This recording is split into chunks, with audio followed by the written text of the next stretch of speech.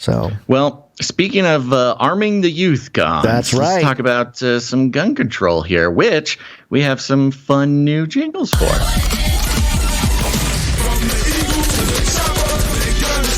think the deer are wearing Kevlar vests? Are you proposing taking away their guns? Yes. Enough prayers. Time for some action. You want to take everyone's guns away. Bingo. Enough prayers. Time for some action. We're going to take your AR-15. We're not going to give up. We'll find you. I think there's one more in there. We might as well play. Yeah. I had two.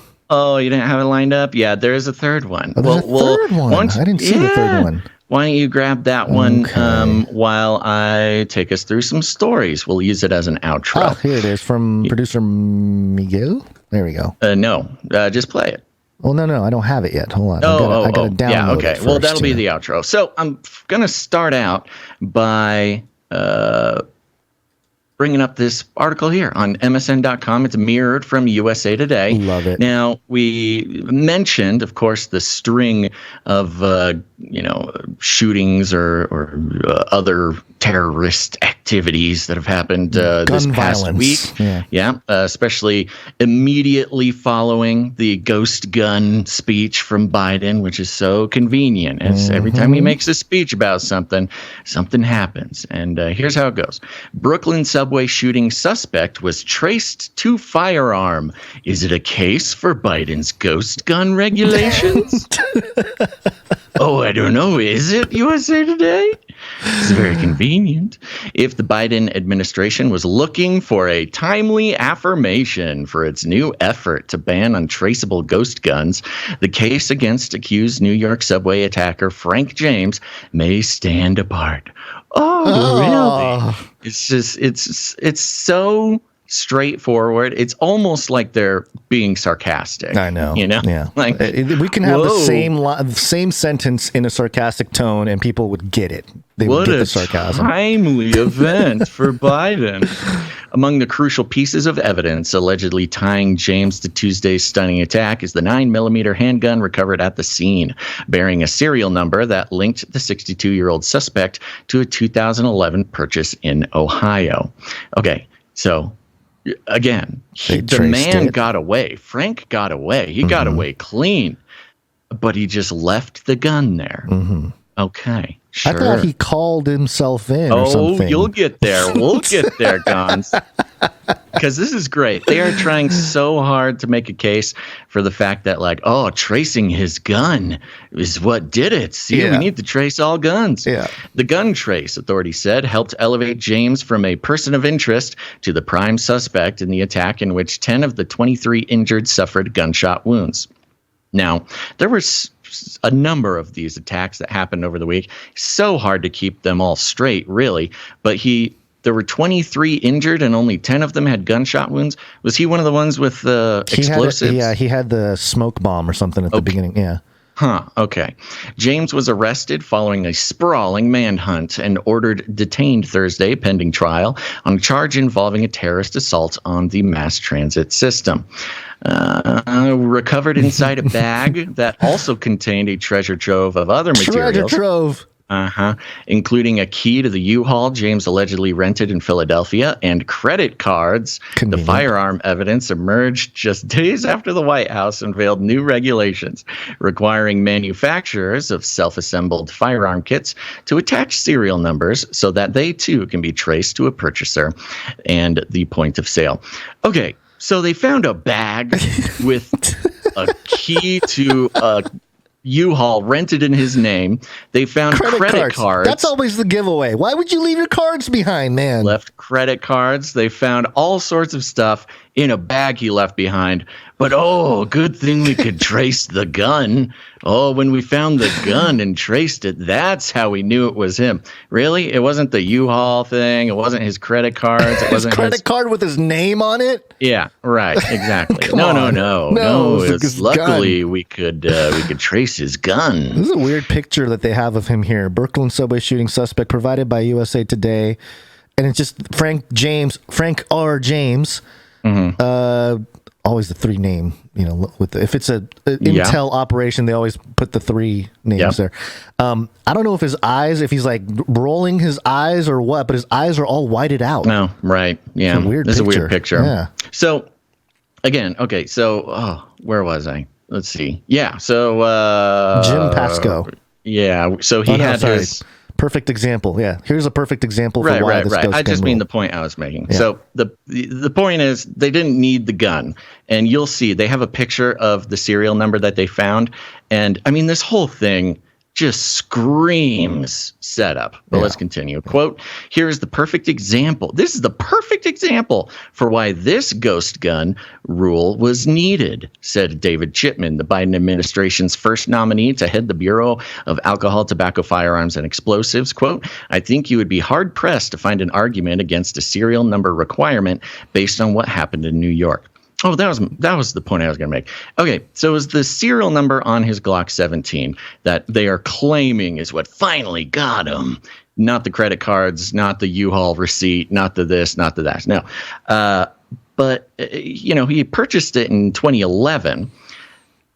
When it comes to this case, guns can be sold, guns can be stolen. In many states, you don't need to, register if you privately sell a gun. There's so many reasons why tracking that gun to this man would not lead to catching the right guy. I mean, whether it's stolen or sold or given away, if it was a gift, whatever. It could be anybody in possession of that gun. I mean, the credit cards, again, the credit cards and the U-Haul receipt and everything was much more directly linked. If they had just found the gun and tracked it, there are so many reasons why it could not have been him. Well, I'm not saying it wasn't, or I doubt that it was. I'm just saying. The cameras were down, Basil, so no one knows exactly what happened in the subway. Right. We have to cameras get all are the evidence. Always down. Jim Pasco, executive director of the Fraternal Order of Police, said the James case is a striking illustration of the need for regulation of untraceable firearms amid spiraling violent crime. Law enforcement officials have long expressed, okay, I'm going to skip some of this because it's just nonsense. Again, as if registering these guns or making them traceable would make crime go down. It's the same kind of like early 90s nonsensical crime logic. The kind of logic that Biden wrote the bill about the 94 crime bill that made America's primary industry putting people in prison. Yeah, that's the same logic. As an increasing number of untraceable weapons have surfaced across the country, some states, including California, have enacted laws to require serial numbers to be stamped on firearms. Already a law. Okay, California. Meanwhile, cities have mounted their own campaigns to form in the form of lawsuits and other legal challenges that accuse manufacturers of undermining law enforcement. New regulations, which already have drawn opposition from gun rights groups, include requirements to attach serial numbers on ghost guns already in circulation. Okay. Sure. Licensed dealers and gunsmiths, for example. How would that happen, by the way? Would that just if somebody comes across it like, well, this one doesn't have a serial number, so let me. Well, it's just a silly thing to try to regulate. Like, hey, everybody out there with untraceable guns, come trace them for us, please. The government would like to trace them, so yeah.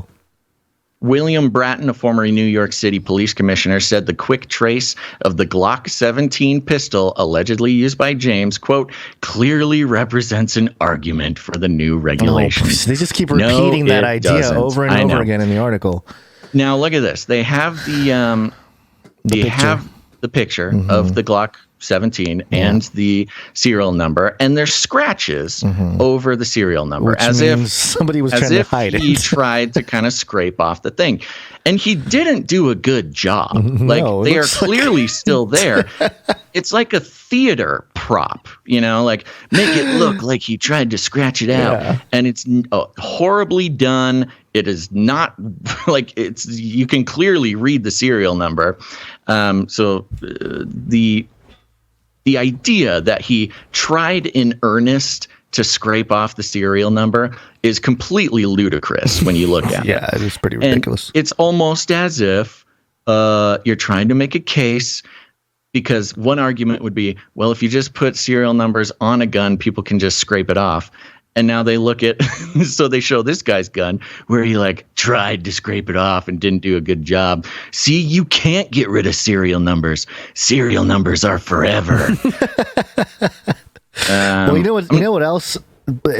Part of this, I don't know if there's anything else you want to read from that article. I think there is a couple things, okay. But I want to hear what you guys say. Well, I was going to move on from that point. Well, there's only like a minute left in the segment, but because Frank R. James is a black man, I think they had I think the media hesitated to like go full in on like the whole thing. But then I think the ghost gun thing allowed them to sort of have a narrative. But Newsweek published this morning, could Frank James be unfit to stand trial after Brooklyn subway shooting? And they're mental health. They're pulling the mental health angle. It's always the mental health. Yeah. I mean, these guys are always crazy.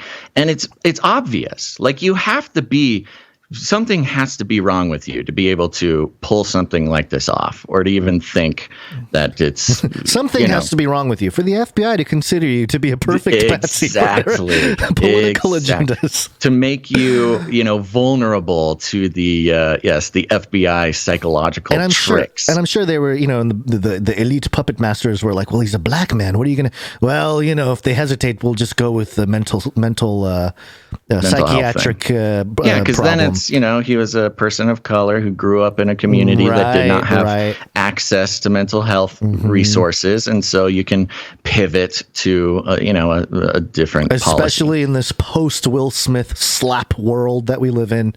It's a whole different situation. But anyway, now, you got to listen to this. Yeah, go ahead. While law enforcement analysts agreed that the subway case highlighted an ideal outcome for serialized guns, they also acknowledged that quick traces to an actual suspect are not always possible. Even they go through the whole with thing. Appropriately marked weapons. So they do. They acknowledge that the serial number could be, the guns could be stolen. Yes, if I buy a gun or sold, or any number of things. Right. If I buy a gun and I'm registered as the owner with the serial number and everything, it gets stolen. Somebody, does something with that gun. They come to me. Well, sorry, someone stole it. What are you gonna? What else? Are you gonna surveil every, whatever? So I don't know. Of course, there are issues with this. Here is where is it? Hold on. I want to find the spot where there it is. The fact remains that he was apprehended. This is the NRA, responding to the situation. Amy Hunter says the fact remains he was apprehended because he was recognized and even made a call to the tip line himself. NRA spokesperson Amy Hunter said any suggestion to the contrary ignores the salient point. And that is exactly right. The man called the serial tip number line, gave him away. He called the police himself. He turned himself in. He turned himself in. But his Biden's ghost gun law. Yeah. We had his credit card. We had his U-Haul truck. We had everything. We also had the serial number, and that's why it did it. But didn't you call himself in and turn himself in? Yeah, but the ghost gun thing. Come on, stay on point. Anyways, there's a couple of details. It's a ghost gun. It's a ghost gun. Okay.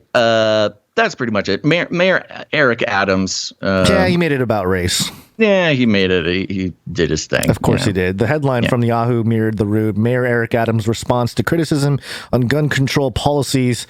And his whole thing was, I thought Black Lives Matter. So, okay. He asked, alleging many of the New York shooters and shooting victims are black. So, yes, he was, he's trying to figure out a way. And this is why people like this guy. This is why he got elected, I think, is because he is a Democrat, but he kind of does. He says Republican things, right? He's pro-police, but he's also kind of does this Black Lives Matter thing, but he also does this. And so he walks the line, and that's, in some ways, he's a good representation of like the modern thinking politician, right? In that he knows he's almost Trumpian in that way. Yeah. He knows exactly what to say that will get a certain type of person on his side without triggering the other person. Mm-hmm. He's almost better at Trump than that. Mm. So anyways, there you go. There's a little bit of a gun control update for you. Which, we can do let's see. I did not prepare properly for this. I was going to do the third jingle for the gun control as the outro. Give me 2 seconds to get that ready, and here it is. If you want to protect yourself, get a double-barrel shotgun. Gun violence in this country is an epidemic.